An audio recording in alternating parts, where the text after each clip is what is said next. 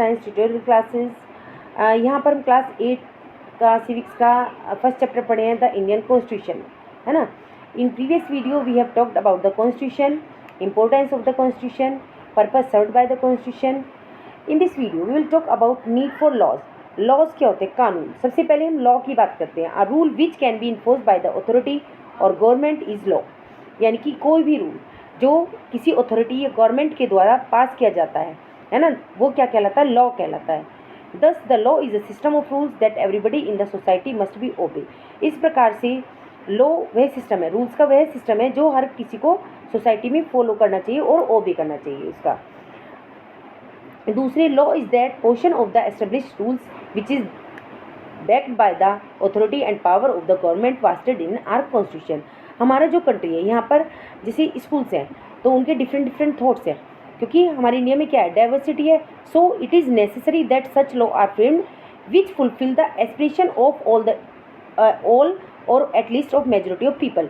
यानी कि ये जरूरी है कि जो भी लॉ हैं वो इस तरह से फ्रेम की जाए कि सभी की आकांक्षाओं को पूर्ति करें, या फिर कुछ लोगों की, मतलब ज़्यादा से ज़्यादा लोगों की एस्पिरेशन पर खरा उतरे।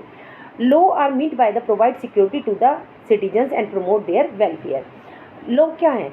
यानी कि वो सिटीजन्स को सिक्योरिटी देते हैं और दूसरी उनकी भलाई के लिए वर्क करते हैं, बढ़ावा देते हैं। They also bring about social changes, दूसरे वो सोशल चेंजेस भी लाते हैं and help establish as allegation society. India हमारे जैसे ट्रेडिशनली है, इस अनइक्वल सोसाइटी है और यहाँ पर बहुत सारी बुराइयाँ भी हैं, जैसे ड्रॉवरी है, फीमेल फोर्टिसाइड है, चाइल्ड मैरिज है, अनटचेबिलिटी है ना। तो इनके लिए हमें क्या है? लॉ की नीड होती है। हम अब आगे जो पढ़ेंगे, जैसे इसमें पढ़ेंगे हम ड्रॉवरी के बारे में, जो बहुत सारी सोशल इविल्स हैं उनके प्रिवेंशन के लिए क्या क्या एफर्ट्स किए गए हैं। ड्रॉवरी मीन्स दहेज। अब हम देखते हैं कि हमें कानून की क्यों जरूरत होती है। कुछ हमारे समाज में सोशल इविल्स हैं, लाइक ड्रॉवरी कस्टम है, इसे इरेडिकेट करने के लिए सोसाइटी से हमें कानून की जरूरत है।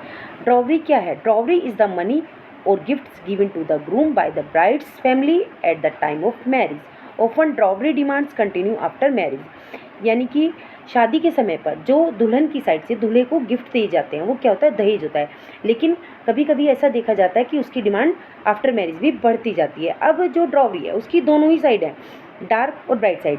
कुछ गिफ्ट्स ऐसे होते हैं जो ग्रूम को शादी के समय पे दुल्हन की साइड से अपनी इच्छा से दिए जाते हैं, लेकिन उसमें कोई ऑब्जेक्शन नहीं है।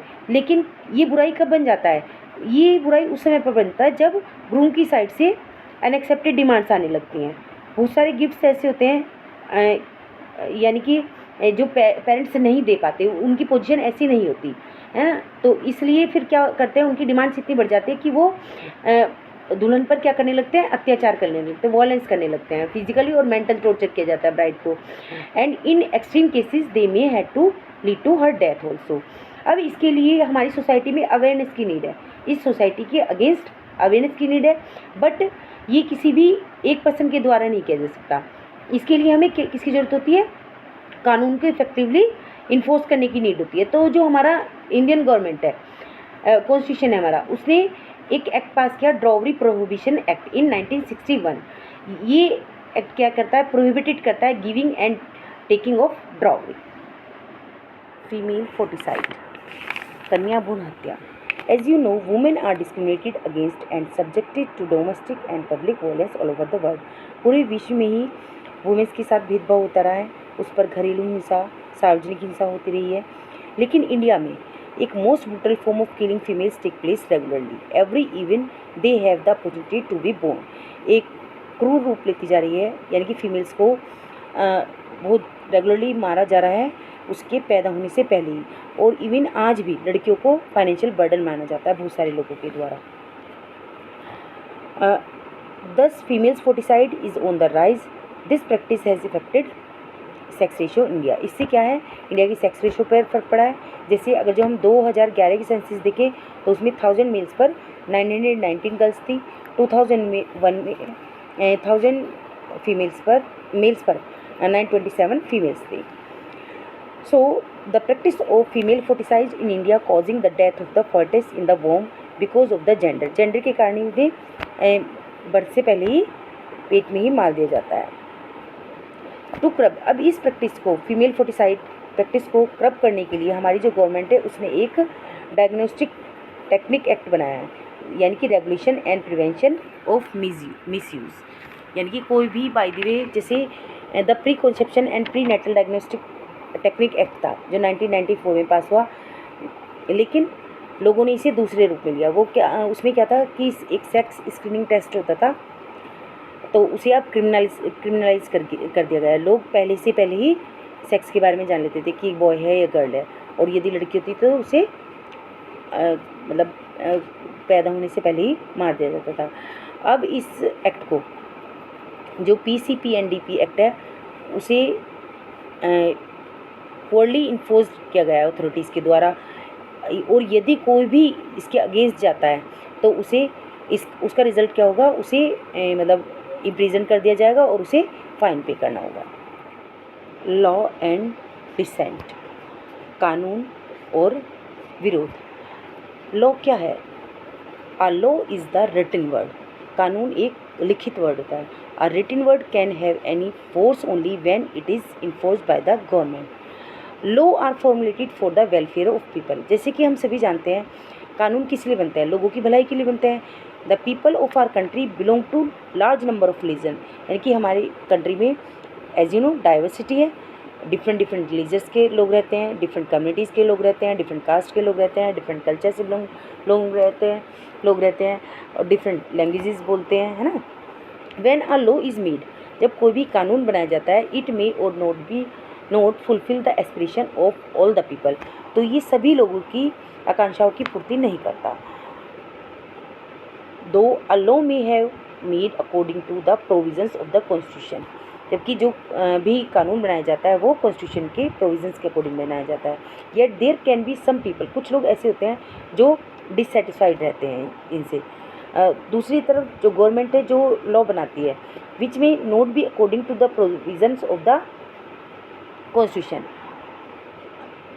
इन बोथ केसेस, दोनों ही केसेस में लोग डिससेटिस्फाइड हो सकते हैं और they can express their descents, और वो अपना विरोध प्रदर्शित कर सकते हैं।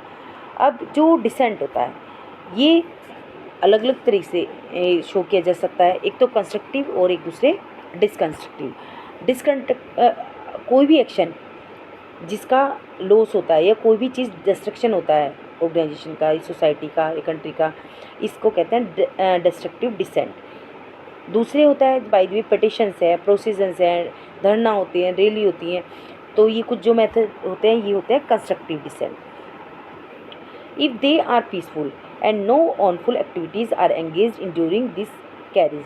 हिस्ट्री में बहुत सारी इंस्टेंसेस हैं, मैं आपको बताऊंगी। जैसे हमारा सॉल्ट सत्याग्रह होता 1930 का, तो इसमें इसके जो लीडर थे वो कौन थे? MK गांधी थे। कांग्रेस वर्किंग कमेटी ने डिसाइड किया था 1882 में ब्रिटिश सॉल्ट एक्ट को तोड़ने का, क्योंकि ब्रिटिशर्स की एक मोनोपोली थी on the collection of manufacturing of salt and allowed them to levy a salt tax, यानी कि वो नमक पर भी टैक्स लेते थे। नमक कानून को तोड़ने के लिए जो गांधी जी थे उन्होंने ऐसा फील किया कि ये इनजस्टिस है लोगों के प्रति, तो उन्होंने इसके अगेंस्ट प्रोटेस्ट करने का इरादा किया। 12 मार्च 1930 को गांधी जी ने साबरमती आश्रम से, अहमदाबाद में साबरमती आश्रम से है जो है, वहाँ से दांडी तक की यात्रा की थी। एक स्मॉल कोस्टल विलेज है, उनके साथ उनके 78 फॉलोवर्स थे।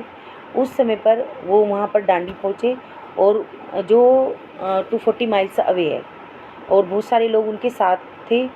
उन्होंने हाथ में नमक लिया समुद्र के किनारे का, है ना, जो एवोपरेटेड सॉल्ट था, और उसे नमक कानून को तोड़ा कि हम अपना नमक खुद तैयार करेंगे। पुलिस जो थी उन्हें रिटार्डेड किया है, और यानी कि लाठी मार्च वगैरह भी किया, लेकिन गांधी जी ने अपने फॉलोवर्स को एडवाइस किया कि हमें ये सब कार्य पीसफुल करना है। तो पुलिस जो थी उन्होंने गांधी जी को इम्प्रिजन कर दिया। उनके बहुत सारे लीडर्स थे, है ना, ऑल ओवर कंट्री के बहुत सारे लोगों को इम्प्रिजन किया। जबकि ये जो मेथड था, अगर जो इसे देखा जाए तो एक कंस्ट्रक्टिव डिसेंट था, है ना, क्योंकि इसमें लोगों को कोई हानि नहीं पहुंचाई जा रही थी। वो result when the government had to be suspended the salt. Dissent to reservation, reservation के लिए विरोध। अभी हमने एक एग्जांपल कंस्ट्रक्टिव डिसेंट्स का देखा था। नेक्स्ट है हमारा ये डिसकंस्ट्रक्टिव डिसेंट्स का।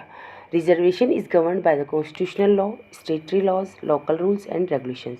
रिजर्वेशंस जो गवर्न किया गया था कॉन्स्टिट्यूशनल लॉ के द्वारा, स्टेटरी लॉ, लोकल रूल्स और रेगुलेशंस के थ्रू किया गया था। इसमें जो शेड्यूल कास्ट, शेड्यूल ट्राइब और अदर बैकवर्ड क्लासेस थे उन्हें प्राइमरी बेनिफिशियल्स दिए गए थे reservation policy under the constitution. इसका मतलब ये था कि इन कास्ट के और ट्राइब के मेंबर्स के लिए कुछ सीट्स रिजर्व थी एजुकेशनल इंस्टीट्यूशंस में और गवर्नमेंट एम्प्लॉयमेंट में। People express their dissents to reservation. अब लोगों ने इसका विरोध प्रदर्शन किया रिजर्वेशन के लिए। उन्होंने आर्ग्यू किया, they argue that it is all right to give all types to educational facilities to the people of depressed classes but it is not justified to compromise with merit। उन्होंने कहा कि ये सही है कि एजुकेशनल फैसिलिटीज़ दी जानी चाहिए सभी जो जितने भी डिप्रेस्ड क्लासेस हैं, लेकिन मेरिट में कॉम्प्रोमाइज़ नहीं होना चाहिए। यानी कि उनके मार्क्स कम हो तब भी उन्हें एडमिशन मिल जाए और एक जनरल कास्ट वाले के मार्क्स ज़्यादा हो तब भी उसे एडमिशन ना मिले, ऐसा नहीं होना चाहिए। 1991 में जो स्टूडेंट्स थे उन्होंने मंडल कमीशन के अगेंस्ट प्रोटेस्ट किया with recommended reservation to OBC के रिजर्वेशन के लिए। प्रोटेस्ट जो था अगेंस्ट द रिजर्वेशन पॉलिसीज था जो एक कंस्ट्रक्टिव मैनर में इन 2006 में की गई। जब स्टूडेंट्स ने प्रोटेस्ट किया यानी कि IITs, IIMs और मेडिकल कॉलेजेस के, तो ये प्रोटेस्ट उन्होंने पहले तो उन्होंने जैसे कि डिसकंस्ट्रक्टिव मैनर में किया था, बहुत सारे व्हीकल्स जला दिए थे, लेकिन फिर उसके बाद इन्होंने पीसफुली सुप्रीम कोर्ट में रखा ये डिसीज़न जो आज भी पेंडिंग है। तो स्टूडेंट्स इस तरह से हमने देखा कि जो भी नियम बनाए जाते हैं, कानून बनाए जाते हैं, तो कुछ लोग उनका यदि वो उनके इंटरेस्ट के अगेंस्ट होते हैं तो प्रोटेस्ट करते हैं, चाहे वो कंस्ट्रक्टिव वे में हो या इनकंस्ट्रक्टिव वे में।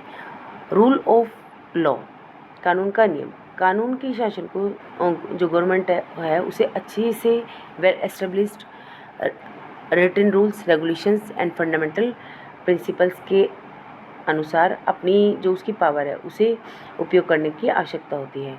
A law which is against the fundamental rights of the people can be declare insufficient and void by the supreme court. एक कानून जो लोगों के फंडामेंटल राइट्स के अगेंस्ट है उसे सुप्रीम कोर्ट डिक्लेयर कर सकता है इनसफिशिएंट और void.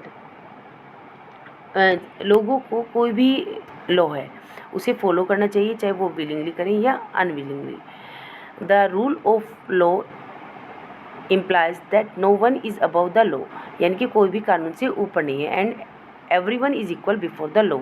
Hence in the way the rule of law complements the concept and practice of democracy.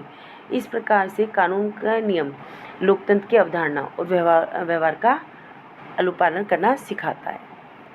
तो अब हमारा ये चैप्टर कंप्लीट होता है। Thank you and have a nice day. If you have any query then you can write in comment section.